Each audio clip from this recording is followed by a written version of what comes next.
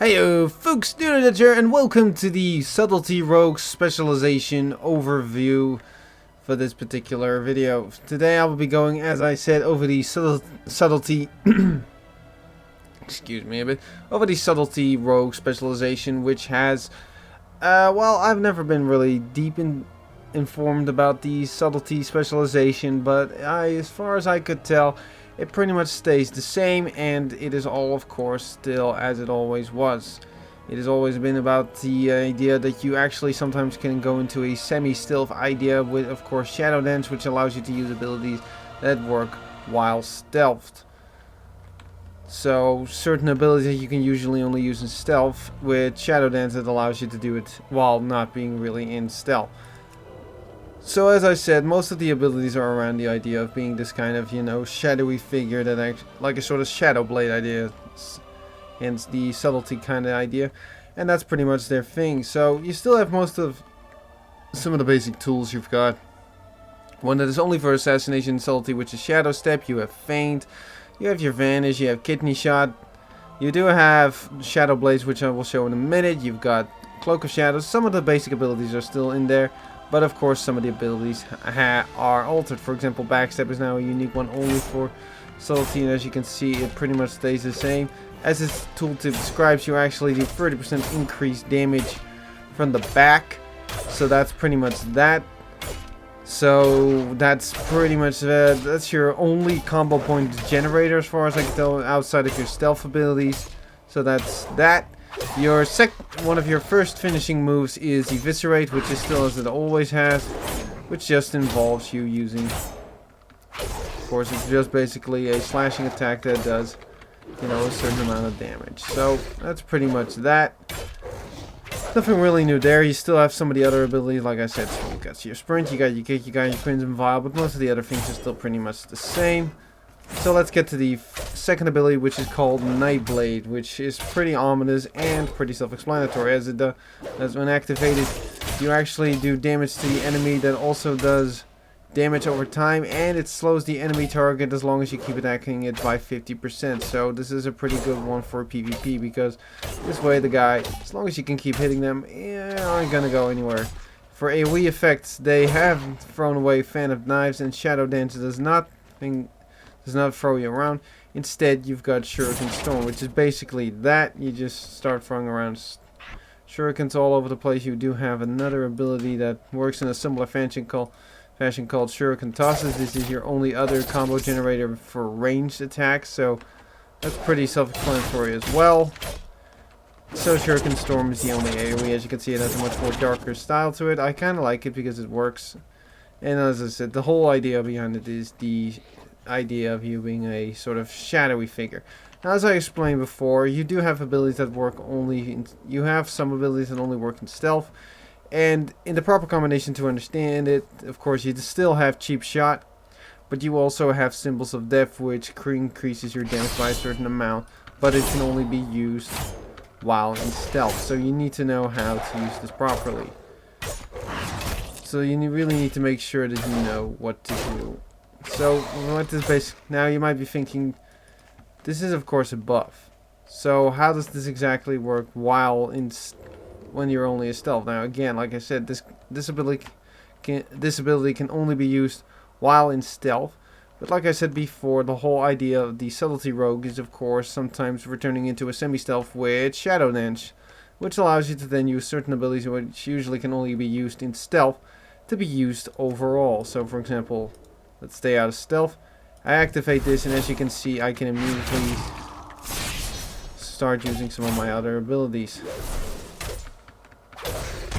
As you can see, there we go.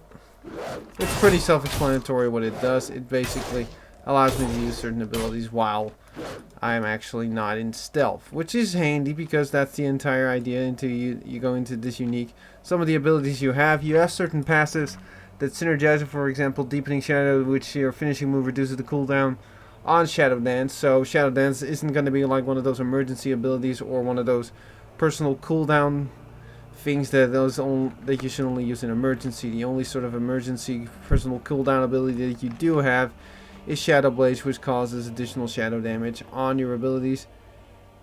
And any ability to generate combo points generate an additional combo point. For the rest, they are still pretty much the same. So I don't think I need to explain anything further. So let's get into the talents to see what these guys have.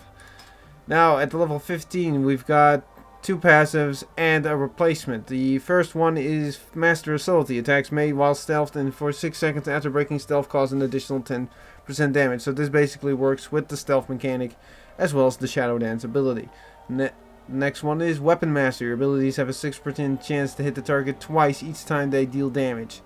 Now, so this just gives you this extra, double damaging effect, but if you consider it all, this is only a 6% chance. Now, it is, of course, with your abilities, and you'll be spamming them, but 6% is still pretty low, so I wouldn't recommend it. Now, Gloomblade is the one I got my eye on due to its very effect, because it basically replaces your backstab with a much more shadow. Basically, what it actually does is that it gets rid of the damage reduction that you usually have while attacking the enemy from the front, and allows you to do that direct damage from the front immediately. So no more need for backstabbing. So the animation is still the same, but it basically allows you to do some increased damage. It just allows you to do the direct damage while up front with the enemy. That's not actually a bad idea considering how it works. So that's pretty self-explanatory. Now in the level 30 specialization, Shadow Focus and Night Stalker remain. Subterfuge remain the same. Subterfuge as well, except Shadow Dance's duration is increased by 2 seconds. So that goes from 3 seconds to 5 seconds. Now that is pretty much a guaranteed for a Subtlety Rogue considering how you need to play this specialization. You're gonna need that kind of stuff. It still depends on your taste, but this is definitely one of the better ones for when in raids. Next up, we've got in level 45 again, stays pretty much the same. You've got Deeper Strategy, Anticipation, and Vigor. Remains the same. Again, you can pick whatever you want. For this particular one, I'll just go with Vigor because it helps a little bit. Now, in the level 60 talents, it's still for 2/3 remains the same. Elusiveness, of course, improves upon Feint, and Cheat Dev is the Cheat Dev thing.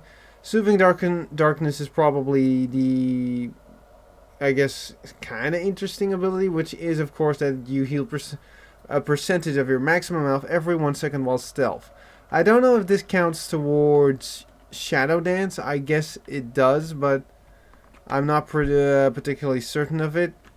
If it does, then this is pretty good. If it doesn't, well, then it's really not that useful, except when you use Vanish, which you won't be doing that a lot. So, again, something interesting. They really emphasize on how this whole stealth thing works, so that's not bad.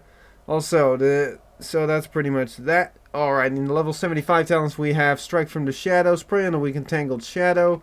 Strike from the Shadows causes that Shadow Strike also stuns your target for 2 seconds, and players will be dazed. On the Prey on the Weak, then next up is Prey on the Weak. That still remains pretty much the same. Entangled Shadow causes that Nightblade now decreases the target movement speed by an additional 20%. So it just decreases their speed even more. So again, there are, I guess, some interesting ones in it, but I would probably go for Prey on the Weak myself. Again, this is personal preference, not, nothing here needs to be taken as a certainty. So, next up in the list, we've got in the level 90 talents, Alacrity still remains, but the other two are Premeditation and Enveloping Shadows. Premeditation causes the Cheap Strike and Shadow Strike generate 1 additional combo point. Not bad considering that you'll actually be using these quite a bit during combat. So that's pretty good. And next up is Enveloping Shadows, which basically causes that your finishing moves generate 1 combo point. A finishing move that actually causes you to generate combo points. So you have a combo point spender in order to start generating combo points over time. So I guess it has its uses. Again, it depends on how you like to play. Again, it's completely up to you. And in the last category, still marked for Death and Death from Above remain within the 100 talents. Only the left one has changed, which is Master of Shadow. You immediately gain 30 energy when you enter stealth or activate Shadow Dance. So that's pretty much the whole gist of it. So this allows you, of course, like I said, pretty much straightforward. If you're looking for the description of some of these other abilities, please check out the other 2 rogue videos that I have on the Outlaw and Assassinations For the abilities, I will not be showing here because most of these will not really show anything in particular. I guess we can try this out just for the sake of it so I can test it out. And as you can see, it is stunned. And it remains stunned. And as that happens. So that's pretty much that little description out of the way. Really doesn't need any further explanation if you ask me. And the others do pretty much too. Like I said, stealth, the soothing darkness, just it all explains itself pretty much well, and there's not really much to show in that matter. So I guess that's pretty much it. Now, what was the idea that Blizzard went with the Subtlety Rogue? Well, it was basically that they went for a sort of, much more of a Shadow Blade, much more someone who uses sinister dark arts to use in his craft of killing people, and they really actually done it in such a way that it makes sense. The Shadow Blade, it's in particular showed this off actually in pretty good situations, so that's pretty much the entire gist of this particular specialization. I don't think it really requires me to explain it any further. So that's pretty much the taste of it. I don't know about it. It's not really my style because it requires the whole stealth thing to be part of your entire kit. I guess this could work for some people who really like that whole stealth idea of it. I myself may not be that interested in playing it, but hey, that's a personal preference mostly. Still, the idea that they came up with this specialization now does really work, in the idea of you being this kind of, shadowy figure that uses shadow arts to kill people with, and I think they've nailed that pretty well. Anyway, I suppose that's pretty much the entire gist of the Subtlety Rogue. I hope you guys have enjoyed the video of this particular specialization. More videos of these types will be uploaded of other classes, mostly only DPS and tanking because healing is not my shtick, so don't expect any of that. Anyway, I hope you guys have enjoyed the video, and please subscribe to the channel if you enjoy any of these videos. If you only enjoyed this video, please hit a like button. And please, whatever you do, if you want to rate, comment, and subscribe, go ahead. I hope you guys have enjoyed it, and I'll see you in the next video. Bye-bye!